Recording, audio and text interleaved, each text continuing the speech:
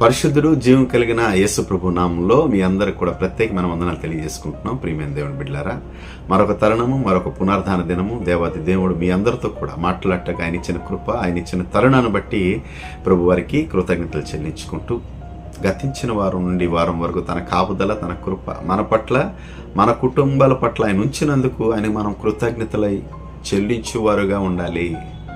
ఆయన స్తుతించేవారుగా మనం ఉండాలి. ఆయన ఆరాధించేవారుగా ఉండాలి. కొత్త కీర్తనలతో ప్రభువుని మహింపరచేవారుగా ఉండాలి. ఇశ్రాయేల్ ప్రజలట 144,000 మంది కొత్త కీర్తనలో ప్రభువుని స్తుతించారు. 96వ కీర్తనలో అదే మాట ఉంటుంది, యెహోవా కొరకు కొత్త కీర్తన పాడుడి, సర్వభూజనులారా ఆయన కొరకే కీర్తన పాడుడి. అవును, ఆయన కొరకు నూతనమైన కీర్తనలతో ఆయన మనమందరం కూడా మహింపరచువారుగా మనం ఉంటున్నాం కనుక మనల్ని, మన కుటుంబాలని, మన బిడ్డల్ని, మన పనివారుని ప్రభువారు ఆస్వాదిస్తున్నాడు, దీవిస్తున్నాడు. ఆ విధంగా ఉందాం, ప్రభువుని మహింపరుద్దాం. మంచిది. ప్రియమైన దేవుడి బిడ్డలారా, ఈ దిన లేఖన భాగాన్ని మీకు చదివి వినిపిస్తున్నాను. మీ దగ్గర బైబిల్ గ్రంథాలు ఉంటే తెరిచి చూడవలసింది కోరుకుంటూ, ఆదికాండము 22వ అధ్యాయం 1-2 వచనాలు మీకు చదివి వినిపిస్తున్నాను. ఆ సంగతులు జరిగిన తరువాత దేవుడు అబ్రహామును పరిశోధించెను. ఎట్లనగా ఆయన అబ్రహమా అని పిలవగా అతడు చిత్తం ప్రభువా అనెను. అప్పుడు ఆయన, నీకు ఒక్కడై ఉన్న నీ కుమారుని అనగా నీవు ప్రేమించి ఇస్సాకుని తీసుకొని మొరియా దేశమునకు వెళ్ళి అక్కడ నేను నీతో చెప్పబో పర్వతములలో ఒకదాని మీద దానబలిగా అతన్ని అర్పించమని చెప్పాను. ప్రియమైన దేవుని బిడ్డలారా, ఈ దినం ప్రభువారు మనతో ఏం మాట్లాడాలని ఆశిస్తున్నారో ఈ మాటని మనం ధ్యానిద్దాం. ఎవరెవరితో మాట్లాడుతున్నారంటే, దేవుని దూత పరలోకం నుండి అబ్రహాం గారికి పిలుస్తుంది. అబ్రహమా, నీకు ఏకైక కుమారుడు లేదా నీకున్న నీ ఒక్క కుమారుడిని నువ్వు ప్రేమించు ఇస్సాకుని దానబలిగా అర్పించమంటుంది. చూడండి, ఎలాంటి మాట అది. దేవుడు నరబలిని అడుగుతాడా? తనకున్న ఒక్క కుమారుని అడుగుతాడా? ఎక్కడైనా అడిగాడా బైబిల్లో? లేదు. ప్రియమైన దేవుని పిల్లలు, వాక్యాన్ని మనం చక్కగా ధ్యానించాలి. అబ్రహాముకి ఆ కాలంలో అన్నీ ఉన్నాయి. దేవుడు ఆశీర్వదించాడు. దేవుడు ఎప్పుడు పిలిచాడు అబ్రహాంని? సమస్తాన్ని విడిచిపెట్టి దేవుడి కొరకు వచ్చాడు ఆయన. మంచిదే. ఆయన జీవితంలో కష్టాన్ని అనుభవించాడు, కరువును అనుభవించాడు, దుఃఖాన్ని అనుభవించాడు, వేదనను అనుభవించాడు. కానీ దేవుడు అన్నిటి నుండి తీసివేసి ఆయన ఆశీర్వదించాడు, ఐశ్వర్యాన్ని ఇచ్చాడు, ఘనతనిచ్చాడు, సంతానాన్ని ఇచ్చాడు. అన్ని సమృద్ధిగా ఉన్నాయి ఆ కాలంలో. ఆయనకి ఏది కూడా కొదువు లేదు. అక్కడ మనం వచనం చూసుకుంటే ఏముంటుందంటే, నీవు ప్రేమించిన ఇస్సాకుని. అబ్రహాం గారు ఏం చేస్తున్నారు? ఆయన ప్రేమిస్తున్నాడు. ఎవరిని ప్రేమిస్తున్నాడు? ఆస్తిని ప్రేమించడం లేదు, అంతస్తుని ప్రేమించడం లేదు, కానీ తన కుమారుని ప్రేమిస్తున్నాడు. ఎందు నిమిత్తం ప్రేమిస్తున్నాడో మనందరికి కూడా ఆ మాటలు తెలిసిందే. వృద్ధాప్యమందు దేవుడు ఇస్సాకుని అనుగ్రహించాడు అబ్రహాం గారిని. ఎప్పుడు అనుగ్రహించాడంటే 100వ సంవత్సరానికి అట. అబ్రహాం గారికి 100వ సంవత్సరం వచ్చినప్పుడు దేవుడు సంతానాన్ని ఇచ్చాడు, అది కూడా ఇస్సాకుని. సారాకి 90 సంవత్సరాలట, అబ్రహాం గారికి 100వ సంవత్సరము. దేవుణ్ణి విశ్వసించి దేవుణ్ణి నమ్ముకున్నప్పుడు ఆయనకి 75 సంవత్సరాలు. 100వ సంవత్సరం అంటే 25 సంవత్సరాల తదుపరి దేవుడు నీకు సంతానాన్ని కలుగు చేస్తానని వాగ్దానం చేశాడు, సంతానాన్ని కలుగు చేశాడు. మంచిదే. ఆ కుమారుని బట్టి అబ్రహాం ప్రేమిస్తున్నాడేమో అని దేవుడు ఆలోచించి అబ్రహాంని ఏం చేశాడంట? పరీక్షించాడంట, పరిశోధించను అని ఉంటుంది అక్కడ మాట. చూడండి, ఈ దినము దేవాది దేవుడు మనకు పరీక్షించినప్పుడు, దేవాది దేవుడు మనకి శ్రమ ఇచ్చినప్పుడు, శ్రమ అనేది ఆయన ఎవరు? ఏదో మనకి శ్రమ వచ్చినప్పుడు మనం దేవుని తట్టు తిరిగి ఉంటున్నామా, లేదు దేవుని విడిచిపెట్టి వెళ్ళిపోతున్నామా? అనేక జనులు మనం చూసుకుంటే విశ్వాసులు శ్రమ కాలంలో లేదా బాధకాలంలో, దుఃఖకాలంలో దేవుని విడిచిపెట్టి వెళ్ళిపోతారు. మంచిది కాదు. ప్రియమైన దేవుని బిడ్డలారా, దేవుని వెంబడించేవారుగా ఉండాలి. మనకు ఒక శ్రమ వచ్చిందంటే అది లోకం నుండి వచ్చిందా లేదా దేవుని నుండి వచ్చిందా అని మనం గ్రహించాలి. దేవుని ప్రార్థించేవారుగా ఉండాలి. దేవుని శ్రమ పెట్టినప్పుడు మనం ప్రార్థించాలి, ప్రభువా ఎందు నిమిత్తం ఈ శ్రమ వచ్చింది? నువ్వు మమ్మల్ని పరీక్షిస్తున్నావా? దేవుడు పరీక్షిస్తే ఒక సందర్భం ఉంటుంది. ఎలా ఉంటుందంటే, మనం ఏ తప్పు చేసామో, దేవుడికి ఏ విరోధంగా మనం జీవించామో ఒకసారి మనము ప్రభువారిని క్షమాపణ అడగాలి. ప్రభువా, నాలో తప్పులుంటే క్షమించి ఈ శ్రమ నుండి లేదా ఈ బాధ నుండి, ఈ రోగం నుండి మమ్మల్ని విడిపించని నువ్వు ప్రార్థన చేసేవారుగా ఉండాలి. అబ్రహాం గారికి శ్రమ వచ్చినప్పుడు, పరిశోధన వచ్చినప్పుడు, పరిశోధనలో నెగ్గాడా లేదు దేవుణ్ణి విడిచిపెట్టి వెళ్ళిపోయాడా? ఇక్కడ మనం చూసుకుంటే మనమే ఆయన స్థానంలో ఉంటే, ప్రభువా లేక లేక లేక లేక కుమారుని ఇచ్చావు, నీ సన్నిధానంకి వస్తూ నువ్వు ఇచ్చావు, మంచిదే. కానీ ఇప్పుడు కుమారుని అడుగుతున్నావు, ఇది ఎక్కడ న్యాయం? నువ్వు ఎలాంటి దేవుడివి? కొంచెం కూడా మా పట్ల జాలి లేదా? కొంచెం కూడా మా పట్ల నీకు దయ లేదా అని మనం మాట్లాడేవారుగా ఉంటాం. మన కుమారుని అయితే మనం ఇస్తామా దేవుడి కొరకు? మనకున్న పోనీ ఆస్తినంతా దేవుడి కొరకు సమర్పించగలుస్తున్నామా, ఇవ్వగలుస్తున్నామా? మనం ఉన్న దాంట్లో ఏదైనా ఇవ్వగలుస్తున్నాం దేవుడి సేవ కొరకు? ఏది ఇవ్వం. దేవుడిచ్చింది పొందుకుంటాం, సుఖ సంపదలతో ఉంటాం. ఎప్పుడు కూడా మానవుడు కోరుకునేది ఇదే, నేను ఆనందంగా ఉండాలి, నేను సంతోషంగా ఉండాలి, నేను, నా కుటుంబం, నా పిల్లలు అందరూ కూడా సంతోషంగా సమృద్ధిగా ఉండాలని ప్రతి మానవుడు ఆశిస్తాడు. అదే ప్రియమైన దేవుని బిడ్డలారా, దేవుడు అడుగుతున్నాడు ఈ దినం, ఎవరిని ఎక్కువగా ప్రేమిస్తున్నావు? నేను కలగజేసినవన్నీ కూడా వాటిని నువ్వు ప్రేమిస్తున్నావా? ఆయన లేకుండా ఏది కలగలేదట, సమస్తము ఆయన కలగజేసిందే. ఆయన ఇచ్చేది సమస్తం నీకు ఇచ్చి ఉన్నాడు. ఒక దినం వచ్చినప్పుడు నీ దగ్గర ఏమీ కూడా లేదు, దేవుడు ఈ దినం నీకు సమస్తాన్ని ఇచ్చాడు, మంచిదే. ఐశ్వర్యాన్ని ఇచ్చాడు, ఘనతనిచ్చాడు, సంతానాన్ని ఇచ్చాడు, నీకు సమృద్ధిగా ఉంచాడు. ఈ దినము వాటిని చూసి నువ్వు ఆనందించేవాడుగా ఉన్నావా? వాటిని చూసి నువ్వు సంతోషించేవాడుగా ఉన్నావా? లేదా దేవుని కన్నా ఎక్కువగా నువ్వు వాటినే ప్రేమించేవాడుగా ఉన్నావా అని దేవుడు ఈ దినము నీకు పరీక్ష పెడితే, నేను పరిశోధిస్తే నీ జీవితం ఎలా ఉంటుంది? దేవుడితో తిరుగుతుందా? ప్రభువా, అవును ప్రభువా, నిన్ను నేను ప్రేమించకుండా నేను లోకాన్ని ప్రేమిస్తున్నాను, ఈ లోకమైన వాటిని నేను ప్రేమిస్తున్నాను. ఆయన ఏమంటాడంటే, నాకన్నా ఎక్కువగా దేన్ని ప్రేమించొద్దు అంటాడు. నీ కుమారునైనా కుమార్తెనైనా కూడా నాకన్నా ఎక్కువగా ప్రేమించకూడదు అంటాడు. ఎందుకంటే సమస్తాన్ని ఇచ్చింది నేను మీకు, మిమ్మల్ని కలగజేసింది నేను మీకు. కనుక మీరు నన్నే ప్రేమించాలి, మొట్టమొదటిగా నన్ను వెంబడించాలి. అప్పుడు నిన్ను, నీ కుటుంబాలని, నీ సంతానాన్ని నేను ఆశీర్దిస్తాను అంటాడు ఆయన. కనుక అబ్రహాంని ఏం చేశాడు? దేవుడు పరీక్షించాడు, పరిశోధించాడు. అప్పుడు చిత్తం ప్రభువా మనం అంటున్నావా? దేవుడి మాటకి లోబడగలుస్తున్నావా? దేవుడు పిలిచినప్పుడు చిత్తం ప్రభువా మనం అంటున్నావా? మనం అనుకోవచ్చు, దేవుడు నాకు ఎప్పుడు పిలిచాడు, ఏ విధంగా పిలిచాడు? అబ్రహాంని పిలిచేవాళ్ళు పిలిచాడా, లేదా మోషేని పిలిచేవాళ్ళు నన్ను పిలిచాడా? ఎలా పిలిచాడు? నేను ఎలాగా ఆ ప్రభు మాట చిత్తం ప్రభు అంటానంటే, దేవాది దేవుడు ఆ కాలంలో పిలిచినట్టుగా ఈ కాలంలో పిలవడు, కానీ ప్రార్థన ద్వారా, దైవజనులు చెబుతున్న వాక్యం ద్వారా, నువ్వు చదువుతున్న లేఖనాల ద్వారా దేవుడు నిన్ను పిలుస్తాడు, నిన్ను పరిశోధిస్తాడు. అప్పుడు నువ్వు చిత్తం ప్రభు అనాలి. అవును ప్రభు, నీ మార్గంలో నేను నడుస్తాను, ఈ మాట నా కొరకే, ఈ లేఖనం నా కొరకే వచ్చింది అని మనలో మనం గ్రహించాలి. గ్రహించి చిత్తం ప్రభు అనాలి. లేని ఎడల దేవుని విడిచిపెట్టేవారుగా చాలామంది ఉంటున్నారు. శ్రమ వచ్చినప్పుడు, ఆ శ్రమకాలం వచ్చినప్పుడు. ఈ దినము మనం ఎలా ఉన్నాం? సునేమి స్త్రీ, ఒక స్త్రీ ఉంది, 2వ రాజుల గ్రంథం 4వ అధ్యాయంలో 8వ వచనంలో ఉంటుంది. తన బిడ్డ మృతి చెందిన తర్వాత ఎలీషా అనే దైవజను దగ్గరికి వెళ్ళి ఇదే మాటని పలుకుతుంది. ఏ మాట పలుకుతుంది? దైవజనుడా, నాకెందుకు ఆశ పెట్టావు? ఇచ్చినట్టుగా ఇచ్చి నా కుమారుని ఎందుకు తీసుకున్నావు అని ఆయనతో ప్రాధాయపడి మాట్లాడినట్లుగా ఉంటుంది. ఆ విధంగా మనం మాట్లాడుతున్నాం, లేదా అబ్రహాం గారు ఆ విధంగా మాట్లాడారా? లేక లేక ప్రభువా 25 సంవత్సరాల తర్వాత సంతానాన్ని ఇచ్చావు, నాకు 100వ సంవత్సరానికి వచ్చింది సంతానాన్ని ఇచ్చావు.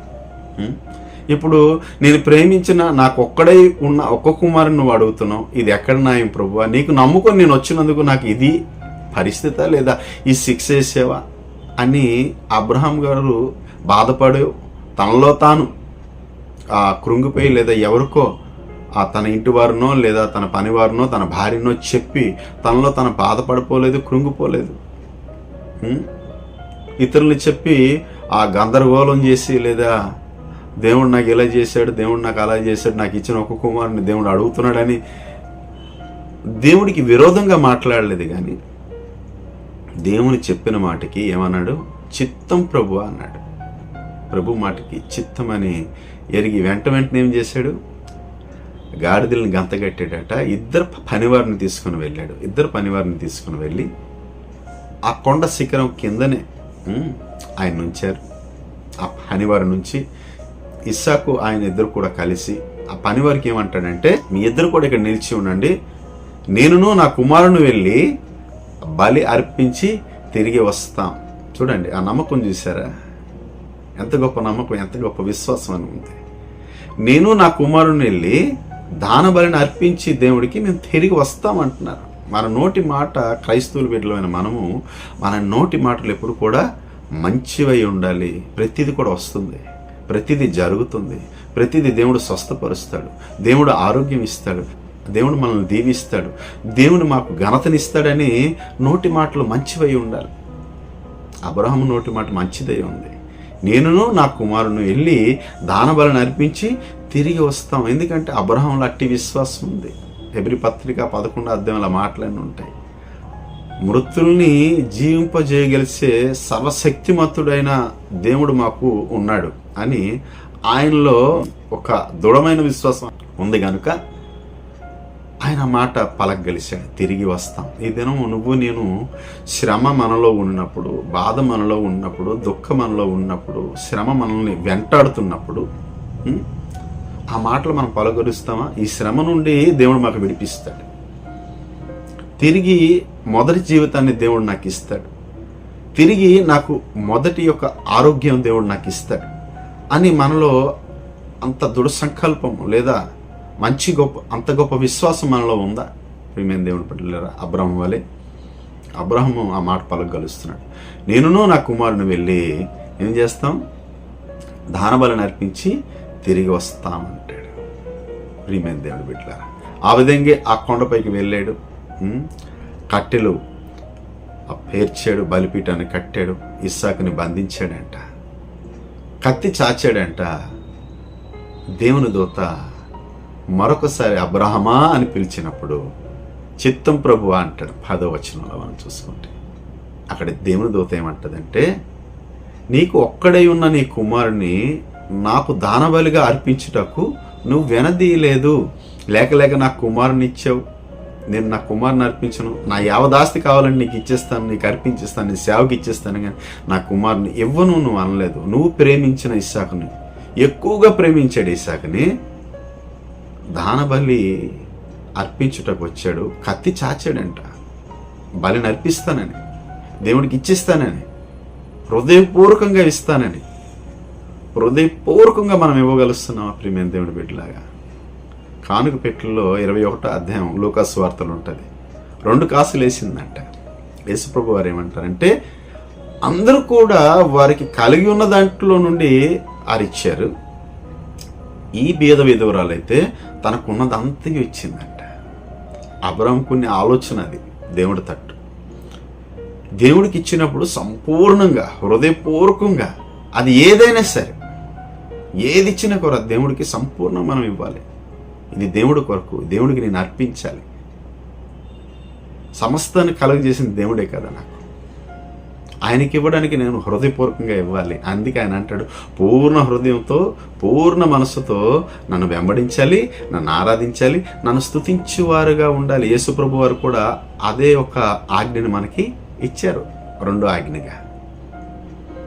అదేవిధంగా అబ్రహాం గారు సంపూర్ణంగా తన కుమారుని ఇవ్వడానికి చెయ్యి చాచినప్పుడు దేవుని దూత ఏమంటది, నువ్వు సంపూర్ణంగా ఇవ్వడానికి నీ కుమారుని నువ్వు ఇష్టపడ్డావు, నువ్వు ప్రేమించిన ఇస్సాకుని బలిగా అర్పించుటకు వెనదీయలేదు నువ్వు, కనుక ఇందు నిమిత్తము దేవుడికి నువ్వు భయపడువాడుగా ఉన్నావని మేము ఎరిగి ఉన్నామంటాడు దేవుని దూత. చూడండి,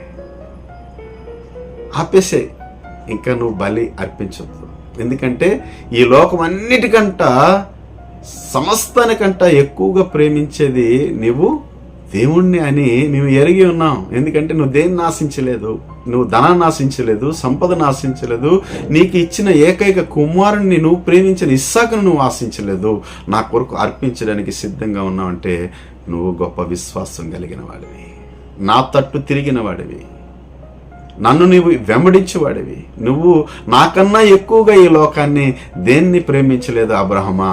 నిన్ను నేను ఆశీర్దిస్తాను, నిన్ను నేను దీవిస్తాను, నీ సంతానాన్ని దీవిస్తాను, నీ ద్వారా నీ బిడ్డల ద్వారా ఈ భూమి మీద ప్రతి జనము కూడా ఆస్వాదింపబడతారు. నువ్వు ఆస్వాదిస్తాను. నీ శత్రువుల గవిని నీ కుమారులు, నీ సంతానం స్వాధీనం చేసుకుంటారు. నీకెవరైతే అడ్డంగా వస్తున్నారో, ఎవరైతే నీకు ఎదురుగా నిలుస్తున్నారో, నీ ఆస్తి నిమిత్తం లేదా నీ సంపద నిమిత్తం నీకు శత్రువులుగా ఎవరున్నారో వారికి ఉన్న ఆస్తులన్నీ కూడా నీకు స్వాధీనం చేస్తాను. అబ్రహాం, నీ కుమారులు నేను స్వాధీనం చేస్తాను, వారికి ఇస్తాను, వారికి ఆస్తికర్తలుగా చేస్తాను, నిన్ను నేను దీవిస్తాను అంటాడు. ఎందును బట్టి? పరీక్షలో నెగ్గాడు ఆయన, పరిశోధనలో నెగ్గాడు అబ్రహాం. దేవుడికి విజయాన్ని ఇచ్చాడు, దేవుడికి ఘనతనిచ్చాడు. ఎలా? యోబు వలె. యోబుకి పరీక్ష పెట్టినప్పుడు ఏ విధంగా ప్రభుని లేదా దేవాది దేవుణ్ణి విజయాన్ని ఇచ్చాడో, ఘనతనిచ్చాడో, ఆ విధంగా ఇక్కడ అబ్రహాం ఆయన పరీక్షించినప్పుడు, ఆయన పరిశోధించినప్పుడు చిత్తం ప్రభువా అన్నాడు. ఆ శ్రమ నాకు ఇష్టమే, నువ్వు పెట్టే శ్రమ నాకు ఇష్టమే, ఆ శ్రమలో నేను జీవిస్తాను, కానీ నేను వేరే తట్టు తిరగను, నీ తట్టు తిరిగి జీవిస్తాను. నీవే మాకు ఆధారమై ఉన్నావు. మనకొచ్చిన శ్రమ, మనకొచ్చిన బాధ, మనకొచ్చిన దుఃఖము, మనకొచ్చిన వ్యాధిని బట్టి దేవుని తట్టు మనం తిరిగి జీవిస్తున్నామా? అబ్రహాం వల్లే. దేవుని మనకు పరీక్షిస్తే ఎలా జీవిస్తున్నాం మనం? దేవుని విడిచిపెట్టువారుగా ఉండకూడదు, దేవుణ్ణి వెంబడించేవారుగా ఉండాలి. అబ్రహాం దేవుడికి దగ్గరగా వెళ్ళాడు కానీ దూరం అయిపోలేదు. తన కుమారుని అడిగాడని దేవుణ్ణి విరోధంగా మాట్లాడలేదు, లేదా దేవుని విడిచిపెట్టలేదు, కానీ దేవుని అడుగుదాన్ని చేశాడు. అందుకే అబ్రహాం దేవుడికి స్నేహితుడయ్యాడు. నిన్ను బట్టే ఆశీర్దిస్తానంటాడు. సర్వజనాగానికి నువ్వు తండ్రిగా దీవింపబడతావు అంటాడు. ఈ దినం అబ్రహాం గారు అనేక దేశాల్లో జనులకి అబ్రహాము తండ్రిగా ఉన్నాడు. ప్రియమైన దేవుని బిడ్డలారా, అబ్రహాం చేసిన ఆ యొక్క కార్యం ఎలాంటిదో మనం ఈ దినం ఎరిగి ఉన్నాం. కనుక మన జీవితంలో వచ్చిన శ్రమని దేవుడు మనకు పరీక్ష పెడితే అందులో నెగ్గువారిగా ఉంటున్నామా? నెగ్గువారిగా ఉంటే దేవుడు దీవిస్తాడు. దేవుడు పిలిచినప్పుడు మనం ప్రభువా, చిత్తం ప్రభువా మనం అంటున్నామా? చిత్తం ప్రభువా అన్నవారికి దేవుడు దీవిస్తాడు. నోటి మాట అంట, మన నోటి మాట ఎలా ఉండాలి? అది ఆశీర్వాదంగా ఉండాలట. మన నోటి మాట ఎప్పుడు కూడా మన నోటి నుండి ఆశీర్వాద వచనములే రావాలి, శాప వచనములు రాకూడదు. మన నోటి నుండి దుర్భాషలు రాకూడదు. ఇది జరుగుతుందని చెప్పాలి, జరగద్దు, జరుగుతుందో లేదో అని మనం మాట్లాడకూడదు. కాలేబు అదే మాట్లాడాడు. నిత్యము దేవాది దేవుడు మనకి విజయాన్ని ఇస్తాడు, ఆనాకీలను మనల్ని అప్పగిస్తాడు, మనకి అది స్వాధీనం చేస్తాడు దేవుడు అని కాలేబు మాట్లాడాడు. ఆ విధంగా ప్రతిదీ కూడా ఈ రోగం నుండో, ఈ బాధ నుండో, ఈ శ్రమ నుండో దేవుడు మాకు విడిపిస్తాడు అని మంచి వచనాలు మన నోటితో పలకాలి. దేవుడికి మనం అర్పించినప్పుడు, దేవుడికి మనం ఏదైనా ఇస్తున్నప్పుడు హృదయపూర్వకంగా మనం ఇవ్వాలి. దేవుడు అది అంగీకరిస్తాడట. విరిగి నలిగిన బలి ఆయన అడుగుతాడు. నరబలి ఆయన అక్కడ అడగలేదు, కానీ దేవుని పరీక్షించాడు. ఇస్తాడే లేదా తన కుమారుని? అబ్రహాము నేను అడిగినప్పుడు తన కుమారుని తను చాలా ప్రేమిస్తున్నాడు, ఇసాకుని, ఇస్తాడే లేదా అన్నప్పుడు అబ్రహాము దేవుడికి ఇచ్చేవాడుగా ఉన్నాడు, కానీ నిరాకరించలేదు. నేను ఇవ్వనని చెప్పలేదు. ఆయన నేను ప్రేమించిన నా కుమారుడు, నేను ఆయనకి ఇవ్వను అని మాట పలకలేదు, కానీ ఇచ్చేవాడుగా ఉన్నాడు. అది హృదయపూర్వకమైనది ఇచ్చింది. విరిగి నలిగిన బలి. నీ హృదయము విరిగి నలిగే దానిలా ఉండాలి. దేవుణ్ణి అర్పించేవారుగా నువ్వు ఉండాలి. నువ్వు నేను ఇస్సాకుని దీవించినట్లుగా, యాకోబుని దీవించినట్లుగా, తన సంతానాన్ని దీవించినట్లుగా మనల్ని కూడా దీవిస్తాం. ఆ విధంగా ఉందాం. ఎందు నిమిత్తం అబ్రహాం గారిని దేవుడు పరిశోధించాడో ఈ దినం మనం విన్నాం లేఖనం ద్వారా. మాటలు ప్రభువారు మనతో మాట్లాడారు. మన ప్రభు పలికినప్పుడు అబ్రహాం గారు చిత్తం ప్రభువా అన్నారు. మనం కూడా ప్రభు మాటకి మనం చిత్తం ప్రభువా అని ముందుకి మనం జీవించినప్పుడు, ఆ విధంగా మనం ముందుకి నడిచేటప్పుడు దేవుడు మనల్ని, మన కుటుంబాలని దేవాది దేవుడు ఆశ్రదించి దీవిస్తాడు. ఇంతవరకు దేవుడు నడిపించిన ఈ వాక్యాన్ని బట్టి దేవుడికి కృతజ్ఞతలు చెల్లించుకుంటూ ఇక ప్రార్థన చేసుకుందాం. మంచిది ప్రియమైన దేవుని బిడ్డలారా, అందరూ కూడా కళ్ళు మూసుకుంటే ప్రార్థన చేద్దాం. మహాపరిశుద్ధమైన ప్రభువా, ప్రేమ కలిగిన మా తండ్రి, దయ కలిగిన మా దేవ మీకు స్తోత్రాల వందనాలు చెల్లించుకుంటూ స్తుతులు చెల్లించుకుంటూ ఈ దిన లేఖన భాగాన్ని మేము చదివి ఉన్నాం. అవును తండ్రి, మీరు అబ్రహాం గారిని పరిశోధించారు అయ్యా. మీ పరిశోధనకి ఆయన చిత్తం ప్రభు అన్నారు అయ్యా. సమస్తాన్ని కూడా అర్పించడానికి ఆయన సిద్ధంగా ఉన్నాడు. తనకు కలిగిన ఏకైక కుమారుణ్ణి ప్రభువ, తన ప్రేమించిన ఇస్సాకుని కూడా బలిగా అర్పించుటకు వెనదీయలేదు నా ప్రభువ. ఆ విధంగా ప్రభువ హృదయపూర్వకంగా ఇచ్చే బిడ్డలుగా మేము కూడా ఉండుటకు, హృదయపూర్వకంగా నీ పని చేసేవారుగా, హృదయపూర్వకంగా నీ మాటలు మేము పలికేవారుగా ఉండుటకు మా కృపను అనుగ్రహించమని, చూస్తున్న ప్రతి బిడ్డని మీరు ఆశీర్వదించి దీవించమని, మహిమ కేవలం మీరు పొందుకోమని యేసు నామములో చిన్న ప్రార్థన అడిగి వేడుకుంటున్నాను తండ్రి. ఆమేన్, ఆమేన్. మిమ్మల్ని అందరినీ దేవుడు ఆశీర్వదించి దీవించునుగాక. ఆమేన్.